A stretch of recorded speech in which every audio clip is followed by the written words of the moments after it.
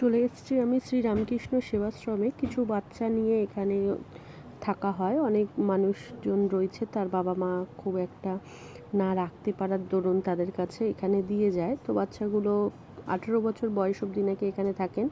দু সাইডে পুকুর আছে, এই পুকুরে যে মাছ চাষ হয় সেই মাছ চাষ দিয়েই এদের রান্না করে দেওয়া হয়।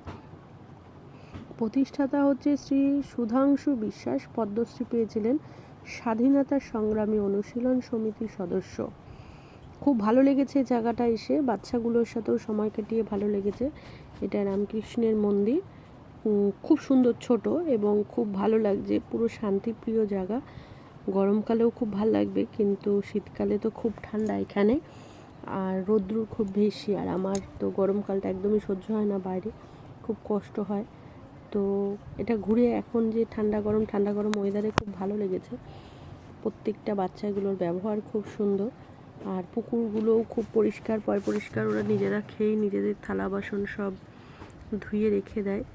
তিনি হ্যাঁ, যার কথা বললাম, সুধাংশু বিশ্বাস, ইনি। তো ওনার স্ট্যাচু করা। এইসব বাচ্চাগুলো সব একসাথেই খেতে বসা হয়েছিল আমাদের। এখানে চাষবাসও হয়, এখানে দুর্গাপুজো হতো আগে, এখন নতুন করে ওই দিকটায় দুর্গাপুজো হয়। সব বাচ্চাগুলোর জন্য লজেন্স নিয়ে গেছিলাম।